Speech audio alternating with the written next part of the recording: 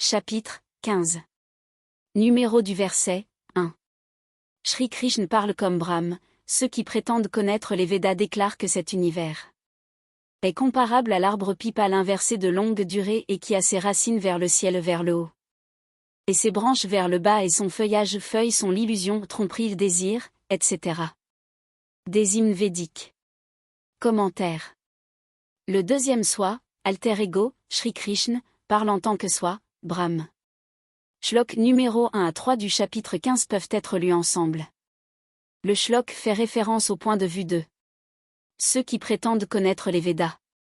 Dans le shlok ci-dessus, ces personnes font référence à un arbre pipal pour expliquer la nature et le contenu de l'univers. Le rôle des racines est de permettre la croissance de l'arbre et de lui assurer sa stabilité. Il existe un lien spirituel entre l'âme humaine et Brahm. Dans le cas des êtres vivants, l'âme a tendance à s'envelopper d'un corps matériel et est également liée à le Brahm, le Créateur. Il est également alimenté par ce qui précède. Comme l'arbre, son feuillage et ses feuilles, l'âme est entourée des faiblesses du corps matériel. Ceux qui connaissent les Védas comparent l'univers à l'arbre imaginaire pipal, le feuillage, les feuilles dudit arbre symbolisent les nombreuses faiblesses que l'âme développe. Ces personnes ont en vue la nature matérialiste et intéressée de la plupart des hymnes de Védas. Numéro du verset 2. Cet arbre, univers, a ses branches s'étalant vers le haut et vers le bas, ses brindilles, poussent. Sont les objets sensoriels de ce monde et sont nourris par les trois attributs causés par dû à la nature, sattva, raja et tama. Certaines racines poussent se propagent sur vice dans la société humaine et contrôler ses actions et pousser les êtres vivants vers le bas. Commentaire. Le deuxième soi, alter ego, Shri Krishna, parle en tant que soi, Brahm. Shlok numéro 1 à 3 du chapitre 15 peuvent être lus ensemble. Numéro du verset 3. Cet arbre pipal, univers, est trop grand pour être perçu et n'a donc aucune forme, car le formulaire complet n'est pas visible. Donc pas de début, pas de fin et donc pas de manière stable. Certaines situations. Cet arbre est profondément enraciné. Ses subtilités et sa véritable nature caractéristique peuvent être connues et contrôlées à l'aide de la connaissance. Commentaire. Le deuxième soi, alter ego, Shri Krishna, parle en tant que soi, Brahm. Shlok numéro 1 à 3 du chapitre 15 peuvent être lus ensemble. Shri Krishna expose un point de vue auquel croient certaines personnes. On dit que cet univers est effectué par les trois attributs causés par la nature, sattva, raja et tama, ainsi que les objets sensoriels de ce monde. Cet univers peut avoir des déficiences, des défauts et des maladies causées principalement par le faiblesse des êtres vivants. L'épée tranchante de la connaissance, etc., la triade éternelle, peut réduire et contrôler les trois attributs dus à la nature dans l'univers, c'est-à-dire en suivant le seul chemin réitéré dans les chapitres 2 et 3 de la Bhagavad Gita, y compris collecte d'informations aux connaissances correctes, Jnana Yoga, analyse correcte et rationnelle. Intellect appliqué, Buddhi Yoga, et prise d'action correcte, Karma Yoga. Personne ne devrait considérer que cet univers est une entité imaginaire. C'est une réalité. Comme réitéré. Dans Shlok numéro 4 du chapitre 15, l'univers avec son contenu a été créé par l'Ishwar, le Brahm. Par conséquent, la comparaison de l'univers avec un arbre pipal imaginaire ne doit induire personne en erreur. En fait, l'univers est extrêmement différent de l'univers inversé. Arbre à pipal. Numéro du verset 4. Il faut rechercher la position élevée et estimer et la place d'où aucune descente vers le bas ne peut se produire. Un voyage est à faire. C'est la position, scène, et le lieu à partir desquels l'original. La création, y compris les humains, a été réalisée et le flux, processus de multiplication. Commencer. Commentaire. Le deuxième soi, alter ego, Shri Krishna, parle en tant que soi, Brahm. Le shlok ci-dessus fait référence à la création et au créateur de cet univers et de son contenu. Il sera pertinent de faire référence à d'autres shloks dans ce sermon sur le sujet. Il est fait référence au shlok numéro 6 du chapitre 4, où il est dit que Brahm a eu aucune origine. Il est le créateur de tous les êtres vivants. De plus, une référence est invitée au shlok numéro 24 du chapitre 4, il est dit que cette vie a été créée par Brahm et il le maintient. En outre, une référence est invitée au shlok numéro 4 du chapitre 7, où il est dit que le Brahm avait créé la nature avec tout son contenu comme le sol, l'eau, le feu, l'air, le ciel, la conscience impactée au sens impacté, la ruse et le faux ego. De plus, une référence est invitée au shlok numéro 6 du chapitre 4 et 11 du chapitre 9, où il a dit que, il, Shri Krishna, est l'alter ego de Brahm. En outre, il convient de faire référence au shlok numéro 2 du chapitre 10, où il est dit que, ni les grands érudits, chercheurs ni les personnes divinités vénérées ne connaissent l'origine éternelle de Brahm. En outre, une référence est invitée au shlok numéro 8 du chapitre 10, où il est dit que, le Brahm est la source de l'univers, etc. En outre, il convient de faire référence au shlok numéro 17 du chapitre 13, où il est dit que, le Brahm est indivis comme également divisé et existe dans tous les êtres vivants. Le Brahm est le gardien de tous les êtres vivants ainsi que leur destructeur, comme le temps personnifié, et le réaménageur recréateur. Les extraits des shloks cités ci-dessus montrent clairement que les Brahm Ishwar ont créé l'univers, la nature etc. Le créateur de l'univers avec son contenu comprenant la nature, a été appelé Ishwar Brahm. Dans ce sermon de la Bhagavad Gita, Shri Krishna est le alter ego du Brahm Ishwar. Numéro du verset, 5. Ceux qui se sont débarrassés du faux ego, de l'attachement, illusion, ceux qui ont vaincre les vices liés au désir, qui sont toujours conscients de la vie morale, qui n'ont plus d'ambition, qui sont libérés du dû au bonheur et détresse, et ne sont pas déconcertés, ils atteignent le niveau impérissable. Commentaire. Le deuxième soi, alter ego, Shri Krishna, parle en tant que soi, Brahm. Numéro du verset, 6. Ils atteignent là où la lumière, le reflet du soleil, de la lune et l'éclairage ne sont pas nécessaires. Ils ne reviennent pas du plus haut lieu de Brahm. Commentaire. Le deuxième soi, alter ego, Shri Krishna, parle en tant que soi, Brahm et exprime une point de vue défendu par certaines personnes. Shlok numéro 4 à 6 du chapitre 15 peuvent être lus ensemble. Shlok. Les numéros 4 à 6 du chapitre 15 expriment un point de vue qui permet à une âme, personne, d'atteindre le demeure d'Ishwar Brahm uniquement. Une telle âme, personne, ne peut pas fusionner avec le Brahm Ishwar car la fusion avec Brahm Ishwar est le plus haut niveau pour vivre. Être mais qui ne peut être atteint sans être un homme d'action correcte stoïcien parfait. Cependant, ce sermon n'accepte pas la position ci-dessus de non-retour du dit demeure. Seule la fusion avec Brahm Ishwar entraîne le non-retour du l'âme vers le monde matériel mortel. Numéro du verset, 7. L'âme éternelle individuelle est un fragment de l'âme omniprésente de Brahm dans les êtres vivants les lieux espaces où existent les êtres vivants. Objets sensoriels, mots, certains effets. Les impressions, etc. existants, à l'extérieur du corps matériel ou, dans la nature sont attirés par les sens ou les sens impactés, mana, pour provoquer des impressions effets sur l'âme, par exemple. Vivre la vie de ce corps matériel. Commentaire.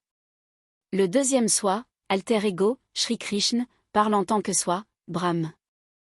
Les shloks numéro 7 à 10 du chapitre 15 peuvent être lus ensemble avec le shlok numéro 22 du chapitre 15. 13 pour une appréciation complète des shloks et de leur portée. Shlok numéro 22 des offres du chapitre 13.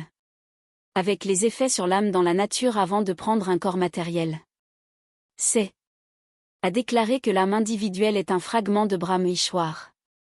Dans le shlok numéro 7 ci-dessus du chapitre 15, Shri Krishna décrit également le lieu et le lien d'où les sens impactés, mana, captent les impressions etc. des objets sensoriels, pensées, idées etc., situés dans la nature ou en dehors du matériel. Corps après que l'âme prend un nouveau corps matériel. Les sens affectés à l'étape des impressions initiales des objets sensoriels externes, etc. sur eux, est en cours. Mentionné dans ses commentaires comme « sens impacté »,« mana », voire note ci-dessous. B. Les shloks décrivent de grands processus scientifiques. Ceux-ci résolvent également les questions complexes. Et les problèmes liés au vivant. Les questions déroutantes quant à savoir comment et amènent les êtres vivants à agir, réagir, répondre, etc. Façons sont répondues, dans ces shloks. De plus, les questions les plus déroutantes comme effet des actions, karma, réaction, etc. dans la vie, le bien et le mal dans la vie et comment sont causées les différences entre un être vivant et un autre être vivant, etc. sont également déployées par ces shloks. La référence est invitée au shlok numéro 4 du chapitre 7, où il est déclaré que le sol, l'eau, l'air, le feu, le ciel, ceci est la conscience impactée. Les sens, la ruse et de la même manière que ci-dessus, le faux ego sont au nombre de 8 composants liés à la nature, créés par Brahm en tant que partie distincte. Shlok numéro 5 du chapitre 7 stipule que les 18 composants du lower l'ordre, apra, sont liés à la nature. De plus, est un ordre supérieur, param, constitué de l'entité vivante, comme fragment de Brahm comme âme dans les êtres vivants. Brahm imprègne et soutient ce monde, au puissant être armé. Afin de comprendre clairement la portée des shloks numéro 7 à 10 du chapitre 15, certains les concepts de base énoncés dans la Bhagavad Gita doivent être réitérés ici. L'âme de chaque être vivant est un fragment de l'âme omni de Brahm. Ishwar, veuillez consulter entre autres shlok numéro 7 du chapitre 15 ci-dessus. 2. La conscience est la seule qualité de l'âme dans le corps matériel. La conscience de l'âme imprègne tout le corps et imprègne chaque cellule de celui-ci, s'il vous plaît. Voir entre autres shlok numéro 14 du chapitre 2 qui dit entre autres. L'âme est celui qui jouit et celui qui souffre, etc. Shlok numéro 30 du chapitre 2 établit que l'âme est le maître du corps matériel, shlok numéro 59 du chapitre 2 établit que l'âme contrôlant ou retenant les sens. Shlok numéro 64 du chapitre 2 stipule que une âme correctement informée connaît ses responsabilités ou devoirs. Shlok numéro 32, 72 du chapitre 2, etc. stipule que c'est l'âme qui est élevée au ciel, aux planètes supérieures et obtient moksha et nirvan. En tant que fragment de l'âme omni de Brahm et Ishwar, l'âme individuelle dans l'être vivant est intrinsèquement pur. Mais, au cours de la vie, le pur l'âme est impactée par a. Les effets causés par ou dus à la nature, b. Les effets de les actions, réactions, etc. du corps matériel, largement appelés karmiques. Effets. 4. Toutes les bonnes et mauvaises actions sont causées par l'âme sous l'influence de ce qui précède.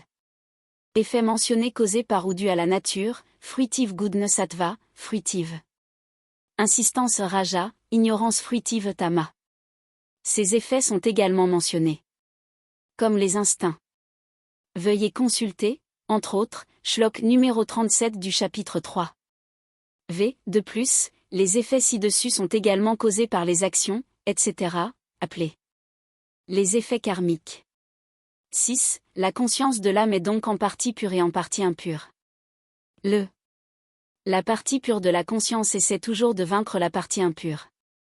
Les sens et les sens impactés, mana, communiquent les impressions sur eux, pour la conscience de l'âme.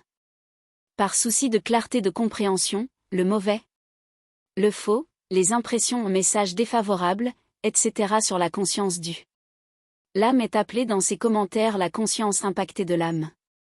7. La partie impure de la conscience ainsi que la partie pure agissent à travers des parties de le corps. Veuillez consulter, entre autres, shlok numéro 14, 16 du chapitre 2. 8. Dans le sermon de la Bhagavad Gita, le mot « mana » a été utilisé pour décrire différents effets sur la conscience. Mais les deux principaux effets sont a. Affectant la conscience de l'âme et b. La nature affectant les sens. Référence. Être fait à l'expression « mana sastani indriyani » dans shlok numéro 7.2. Chapitre 15 ci-dessus. C'est l'étape où les sens corporels interviennent en général ou Contact spécifique avec les objets sensoriels, etc. en dehors du corps.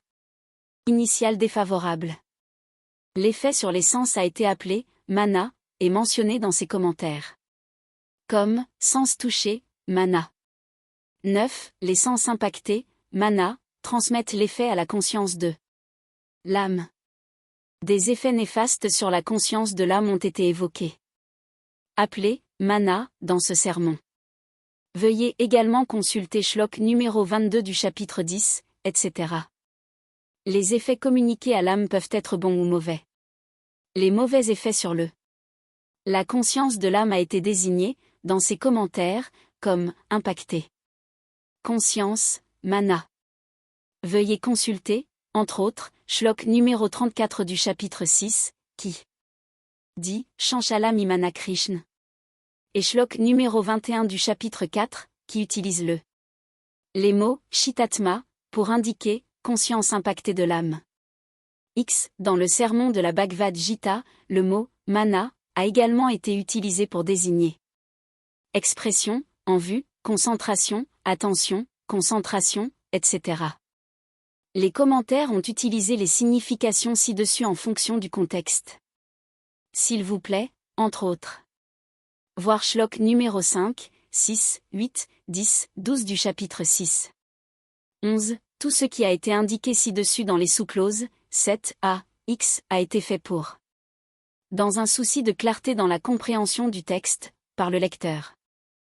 Vu du Shlok numéro 7 et 8 du chapitre 15, il est bien clair que l'âme lorsqu'elle prend sur un nouveau corps matériel, il apporte avec lui sur lui les impressions karmiques passées, effets, etc. pertinents pour la vie du nouveau corps matériel et peuvent les attirer plus tard. De la nature, si nécessaire. F. Shlok numéro 7 du chapitre 15 ci-dessus inclut les effets néfastes causés par la nature. Tels que couverts par le mot « conscience impactée », mana. Il y en a peut-être d'autres. Des effets néfastes comme les « effets karmiques » sur la conscience de l'âme. Ces effets sont couverts par le mot « conscience impactée », mana. La référence au Shlok numéro 6 du chapitre 17 montre le processus de fonctionnement du système sensoriel. Système. On dit que la douleur est transportée des cellules vivantes vers l'entité vivante, l'âme.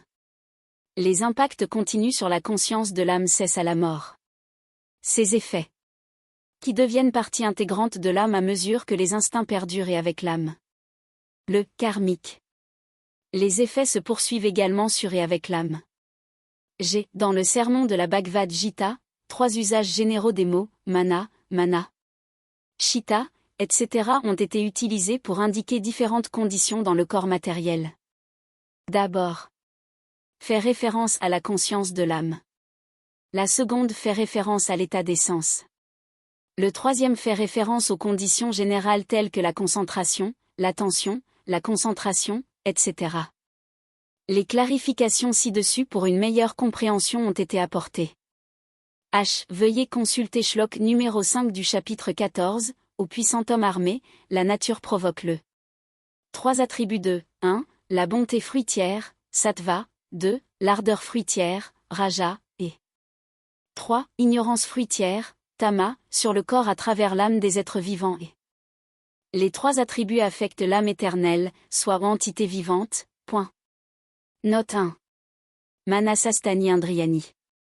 Le mot « sastani » est décrit dans le dictionnaire détaillé à la fin, entre autres, comme suit. I. Le 6e cas ou génitif. 2. La personnification d'une partie de Prakriti. Compte tenu de l'une des significations du mot « sastani » dans le dictionnaire, à savoir, le personnification d'une partie de Prakriti, nature, le mana ci-dessus signifiera l'étape où les objets externes, etc. ont initialement un impact négatif sur les sens. Par conséquent, le mot mana, dans cet état des objets externes, etc. ayant un impact sur les sens, est appelé le sens impacté, mana, dans ses commentaires. Cela clarifie le mot mana, utilisé en référence aux sens et aux objets extérieurs, pensée, mot, vue, idée, etc. et par la suite communication à la conscience de l'âme qui a également été appelée mana, dans certains shloks et qui a été décrit comme « impacté ». Conscience, mana, par souci de clarté, en ce qui concerne les aspects mauvais, délétères, défavorables, etc.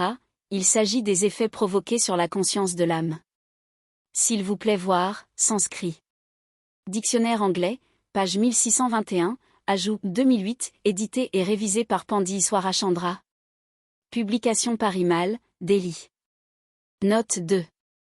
Une lecture attentive, entre autres, des shloks numéro 4, 5 du chapitre 7 et 7 du chapitre 15 montre que l'utilisation du mot « mana » ou de ses synonymes ne fait certainement référence à aucun objet statique existant dans la nature. Ces mots font référence et indiquent une sorte de sentiment provoqué sur l'essence, etc. initialement et finalement communiqué à la conscience de l'âme. Ou indique une direction par la conscience de l'âme vers n'importe quelle partie ou faculté du corps pour agir d'une certaine manière. Par exemple, faire plus attention ou se concentrer. Veuillez aussi voir Shlok numéro 14 du chapitre 2, 34 du chapitre 3. L'essence se rapporte à un corps matériel et recevoir des influences extérieures. L'Oxford Dictionary, 15e impression 2008, définit le mot sens comme ci-dessous. Toute faculté corporelle transmettant des sensations. Numéro du verset, 8. L'âme, en tant que partie de Brahma Ishwar, lorsqu'elle quitte le corps matériel, l'âme les porte, les effets impressions voire ci-dessous, et les emporte avec lui, pour les libérer, tout comme l'air ou le vent se soulève et emporte les parfums odeurs de leur place. Objet d'origine. Lorsque l'âme prend un corps matériel, elle les attire, les effets impressions voire ci-dessous. Commentaire. Le deuxième soi, alter ego, Shri Krishna, parle en tant que soi, Brahm. Ce shlok fait référence au concept le plus compliqué et le plus scientifique de la transmigration de l'âme, des effets karmiques et des effets provoqués par les instincts. Shlok numéro 7 et 8 du chapitre 15 divulgue et révèle un schéma selon lequel le processus de transmigration de l'âme et la théorie karmique sont élaborés. Dans le numéro Shlok 7 du chapitre 15, il est révélé que l'âme individuelle est un fragment de l'Omni-Soul 2. Le Brahm Ishwar. Le concept de fragmentation de l'âme est introduit dans Shlok numéro 7 du chapitre 15. Dans Shlok numéro 8 du chapitre 15 ci-dessus, l'utilisation du mot Ishwar pour l'âme individuelle. C'est exprès. Cette plus haute appellation de Brahm a été utilisée pour une âme individuelle. Le but est de nous révéler que, tout comme l'âme omni d'Ishwar, Brahm peut se déverser. Fragments, tout comme l'âme d'un individu. Ces fragments sous forme d'atomes font partie de l'âme, qui elle-même est un conglomérat d'atomes ou une conjonction d'atomes-fragments. Supporter les effets impressions des actions, karmes, et des instincts d'un ou plusieurs matériaux. Corps que l'âme a pu revêtir et aussi se provoquer par la nature. Le point de vue ci-dessus est également soutenu par le Shlok numéro 61 du chapitre 18, où le mot « Ishwar » a été utilisé pour l'âme et les effets provoqués par la nature sur celle-ci. La deuxième révélation qui nous est faite est l'analogie du vent transportant l'odeur de, disons fleur, d'un endroit et la projetant dans l'étendue illimitée de la nature. Si, cette analogie est analysée de près, de nombreux aspects importants sont mis en lumière. 1. Le parfum est porté par le vent. 2. La fleur reste à sa place. 3. Le parfum qui est un effet de la fleur est transporté par le vent et rejeté dans la nature. 4. La diffusion du parfum pourrait être illimitée. 5. Comme dans le cas de l'analogie ci-dessus, l'âme porte également les effets karmiques, etc. liés au corps matériel. 6. Dans l'analogie, le vent est remplacé par l'âme. Par la suite, le processus de la prochaine vie commence, l'âme se débarrasse de certains atomes portants certains effets impressions. Les effets pertinents pour le corps matériel suivant sont conservés et l'âme attire également les effets de la nature, où ceux-ci existeraient stockés sous forme d'atomes. Par la suite, l'âme prend un nouveau corps matériel par différents canaux et à travers le processus d'excrétion de fragments atomes ou sous forme de zygote ou similaire en cas de plus. Forme corporelle évoluée. Shlok numéro 8 du chapitre 15 ci-dessus détient la clé de la compréhension du processus d'interaction entre l'âme, les trois attributs causés par la nature, sattva, raja et tama et les effets des actions karma. Quels que soient les effets provoqués par les cinq sens et les sens touchés, mana, l'âme les emporte avec elle, comme le vent transportant l'odeur de la fleur la répandant au loin. La référence est invitée entre autres au shlok numéro 37 à 42 du chapitre 3 et aux commentaires donnés sous eux. En résumé, les 10 commentaires mentionnent entre autres que les trois les attributs causés par la nature, sattva, raja et tama, peuvent être les effets de différents générations et les circonstances qu'ont pu subir les ancêtres. Sous shlok numéro 27 du chapitre 3, il est mentionné que l'âme est éclipsée. Il faut également garder à l'esprit que l'alter ego de Brahm, Shri Krishna, parlant comme Brahm le dit, que le Brahm a imprégné le monde entier. Il est partout. Cela indique également que tout existe sous forme d'atomes. Veuillez consulter, entre autres, shlok numéro 13 du chapitre 15. Brahm imprègne le sol, terre, et soutient toute vie par son pouvoir. Il est de notoriété publique que le corps matériel, avec toutes ses ouvertures comme les oreilles, les yeux, le nez, la bouche et plus loin les bras, les mains, la peau, etc., sont physiquement mais apparemment tranquilles lorsque l'âme quitte le corps. Par conséquent, ce qui est apporté avec lui-même est seulement les effets provoqués sur l'âme par et à travers les différents sens, les effets impactés. Sens, mana, et la conscience impactée, mana. B. L'âme peut continue d'attirer les effets impressions même s'il a pris un corps matériel. Les questions qui se posent sont les suivantes. 1. Est-ce que l'âme entité vivante qui est dite être impérissable, continue son voyage à travers différentes formes corporelles tout en prenant ou en perdant les effets des trois attributs, bonté fruitive sattva, insistance fruitive raja, ignorance fruitière tama, causée par la nature? Voir également, entre autres, shlok numéro 45-2. Chapitre 2, première référence aux trois attributs. 2. Est-ce que dans chaque nouvelle forme corporelle, certains nouveaux instincts dus aux gènes des parents, etc. doivent être surmontés par l'âme ou entité vivante en plus des instincts que l'âme ou entité vivante est déjà fardeau au moment de prendre une nouvelle forme corporelle? L'accent est mis sur les trois attributs, sattva, raja et tama, dus à la nature et par une nouvelle forme corporelle en s'efforçant chaque fois de surmonter les nouveaux effets de les trois attributs, sattva, raja et tama, causés par la nature. La Bhagavad Gita semble indiquer que les instincts introduits par les gènes provoquent une fardeau supplémentaire sur l'âme entité vivante. Les caractéristiques positives et négatives sont transmis par l'intermédiaire de l'âme, que ce soit par le biais des gènes ou autrement, dans le cas des formes corporelles. Il est pertinent de citer la traduction du shlok numéro 43 du chapitre 6. Par la suite, son âme porte le bénéfice des effets impressions du stoïcien imparfait de la naissance précédente. De plus, fait à nouveau des efforts, en suivant les enseignements, etc. de Brahm et Shri Krishna, pour atteindre le plus haut, c'est-à-dire le moksha nirvan, par le biais d'élévation automatique, au Kurunandan. Veuillez également consulter shlok numéro 5 du chapitre 14, dont la traduction est: Au puissant être armé, la nature provoque les trois attributs de 1. Bonté fruitive.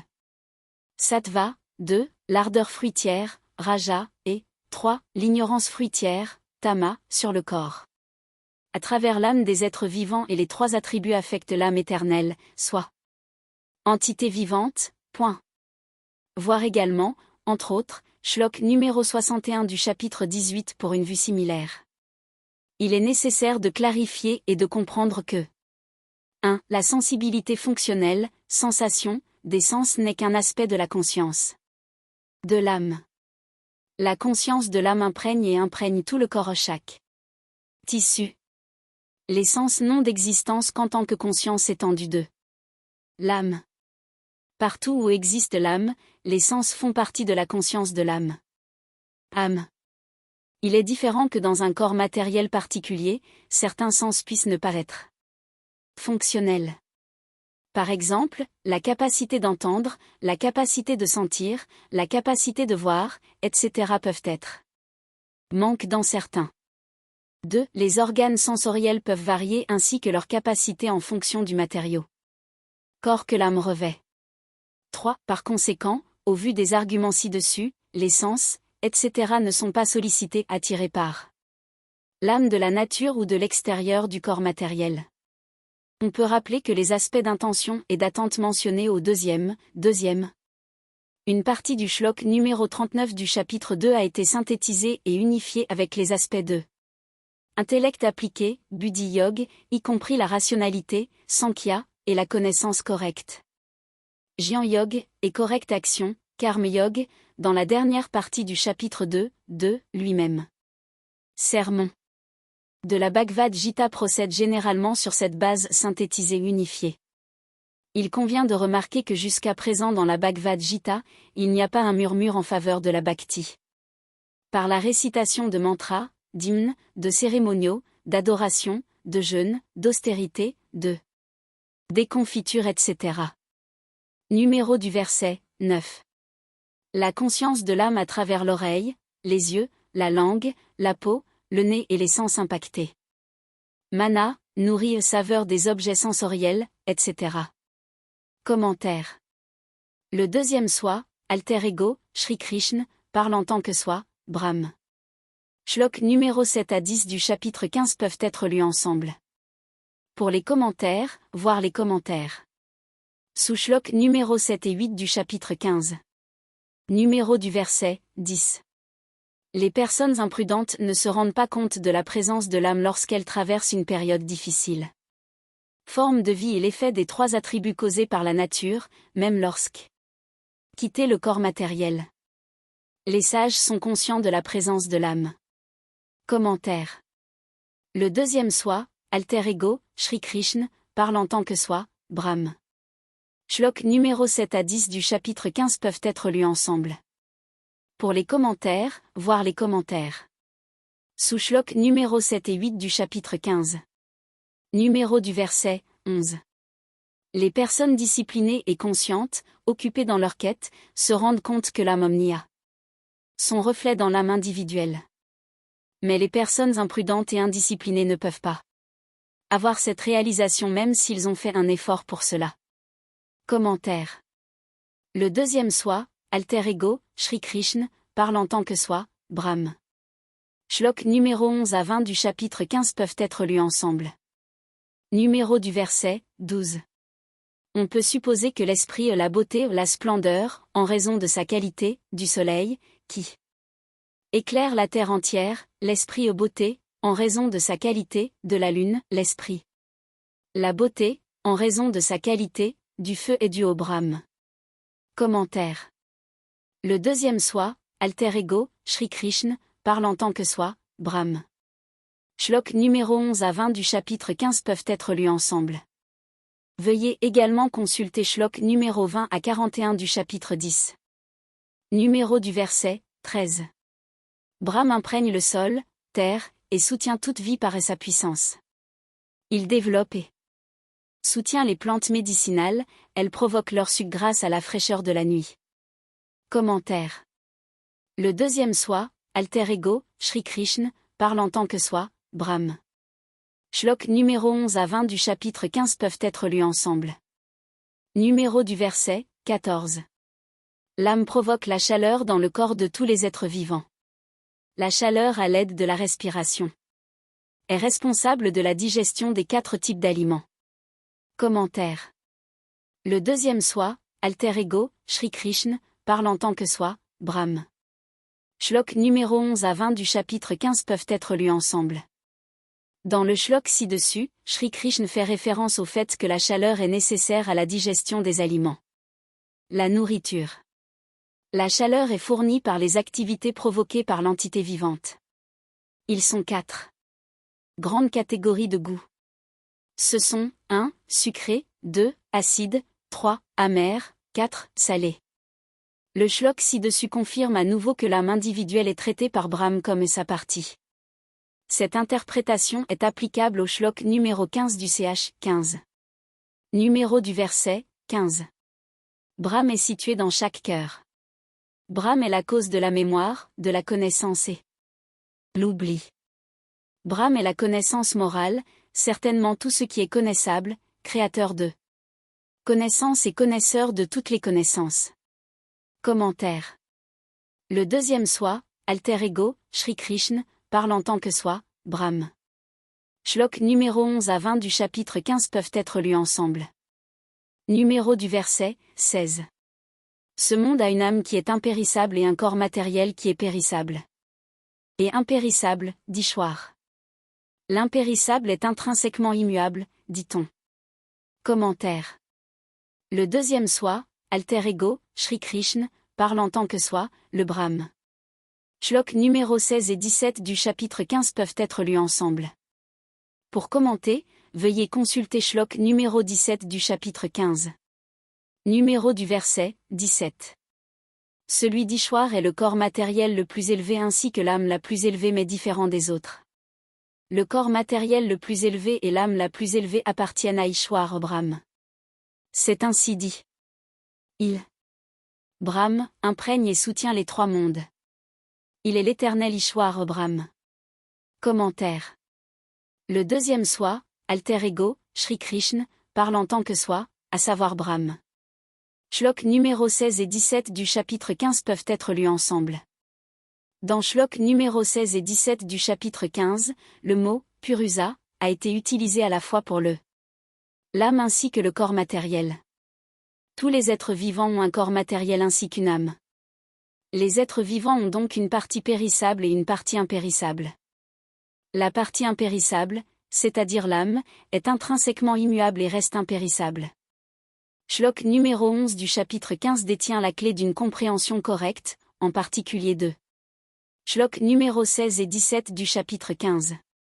Dans Shlok numéro 11 du chapitre 15, une similitude entre les âmes des êtres vivants et l'âme omni est déclarée. Dans Shlok numéro 16 et 17 du chapitre 15, on nous dit qu'il y a un reflet du corps omni d'Ishwar Brahm dans le êtres humains. Les caractéristiques du corps omni de l'Ishwar sont en partie énoncées, entre autres, dans Shlok numéro 3 et 4 du chapitre 8, où le Brahm Ishwar est décrit comme une personne vivante. 10, 16, 23 du chapitre 11. Il est important de noter que l'expression utilisée est Uttama Purusa. Ailleurs, l'expression utilisée est Purusottama. Le point de vue ci-dessus est tout à fait cohérent avec les efforts de Shri Krishna pour amener le Brahm et les êtres vivants plus proches les uns des autres. Le stress répété sur l'âme faisant partie du Ishwar a le même objectif. La déclaration la plus claire d'une âme capable de fusionner avec l'Ishwar Brahm est un pas dans la même direction. Le concept d'auto-élévation spirituellement est possible pour toute personne en suivant la triade éternelle, Avyayam Yogam, qui comprend prendre des mesures correctes pour rendre la vie utile et heureuse sur terre pour lui-même et pour tout le monde et aussi pour gagner auto-élévation jusqu'à la fusion avec Brahm après la mort. En outre, l'utilisation du mot « ksara » indique clairement qu'il s'agit d'une forme particulière de corps matériel qui perd la vie, départ de l'âme. Mais la matière dont est constitué le corps n'est pas détruit dans le sens d'une disparition complète. Cela signifie simplement changer de forme ou cesser d'avoir une forme par l'édit matériaux. Par conséquent, les shloks ci-dessus indiquent clairement que la matière n'est jamais détruite jusqu'à ce qu'on le souhaite autrement. Par l'Ishwar le Brahm, qui est le créateur de la nature dont la matière, y compris la matière grossière. La matière est une partie. La matière peut recevoir une forme ou non. Donner une forme est lié à Ishwar Brahm et, par conséquent, à l'âme selon la théorie karmique, etc. comme expliqué entre autres dans Shlok numéro 7 et 8 du chapitre 15 de ce sermon. Sur ce sujet, nous devrions nous rappeler le postulat de base selon lequel il est Ishwar Brahm seulement qui avait créé l'univers avec tout son contenu, y compris la nature. La matière fait partie de la nature. Le Créateur aura toujours le pouvoir de détruire ce qu'il avait créé. Par conséquent, aucune partie de l'univers, de la nature, de la matière, etc. n'est indestructible et éternelle comme ci-dessus. Le seul pouvoir en entité personne qui est le créateur et le mainteneur éternel de cet univers est Ishwar Brahm. L'âme individuelle étant un fragment de l'âme omni de Brahm, elle est donc éternelle. Jusqu'à ce que l'âme se fonde dans l'âme de Brahm. C'est le monothéisme dont on nous parle dans le sermon de la Bhagavad Gita, sans avoir besoin d'aucune divinité comme intermédiaire ou. Sinon. Le but était de fournir un raccourci clair, contournement, pour savoir ce qui était juste. Dharma, et faire ce qui doit être fait, dharma. Le monothéisme ci-dessus est très différent des monarchies monstrueuses, autoproclamées. Dieu, d'antan. Cela n'a rien à voir avec le musellement du marxisme, si utilisé à mauvais escient. Etc. Ce monothéisme n'a pas de maître avec des lacs à ses ordres. Le Brahm. Ishwar est un démocrate libéral. Il est lui-même lié par les règles déclarées par lui et comme réitérées par son alter ego Shri Krishna. Toutes les âmes sont également ses favorites, sous réserve de les dites règles. HIS est une invitation ouverte à toutes les âmes individuelles de se frayer un chemin à travers la triade éternelle, Avyayam Yogam, y compris la collecte des informations correctes, Jnana.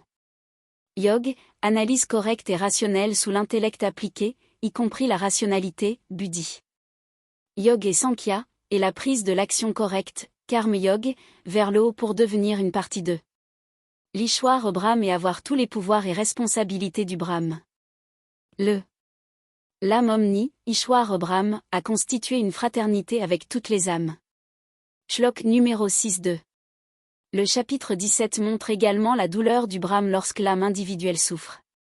Cependant, l'alter ego de Brahm, Shri Krishna, parlant en tant que Brahm, a déjà assuré le être vivant qu'il ne doit pas y avoir d'anéantissement général des êtres vivants ou de généralisation. Dissolution de cette terre ou du monde. Veuillez notamment consulter Shlok numéro 9 à 14 du chapitre 3, 4 et 5 du chapitre 7, 3 et 4 du chapitre 8, 7 à 10 du chapitre 9, 1 et 2 du chapitre 14. La triade éternelle doit avoir le meilleur des effets du trio. Numéro du verset, 18.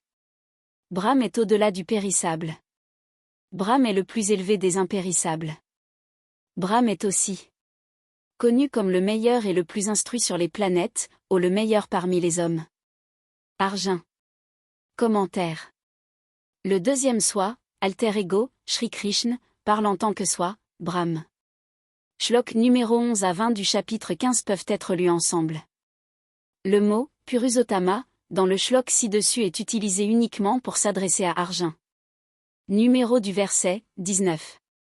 Certaines personnes considèrent en effet confusément mais à tort le Brahm comme le meilleur d'entre eux.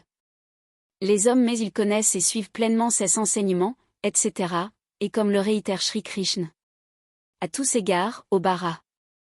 Commentaire. Le deuxième soi, alter ego, Shri Krishna, parle en tant que soi, Brahm. Shlok numéro 11 à 20 du chapitre 15 peuvent être lus ensemble. Dans le shlok ci-dessus, le mot Purusottamam est précédé du mot Samuda. Dans le contexte, le sens correct a été adopté dans la traduction ci-dessus. Cependant, nous devons toujours nous rappeler que l'Ishwar le Brahm n'est pas un être humain au sens même de la définition donnée dans Shlok numéro 3 et 4 du chapitre 8. Il est éternel. Aucun être humain n'est impérissable. Par conséquent, l'utilisation du mot Purusottamam ne peut pas être correctement utilisée pour l'Ishwar le Brahm. Numéro du verset, 20. Brahm a divulgué le corpus de connaissances ésotériques, moins connu, après avoir su lequel peut être appelé la personne bien informée. On peut être parfait en s'efforçant dans le travail à accomplir, au fils de Bara. Commentaire. Shri Krishna parle en tant que Brahm.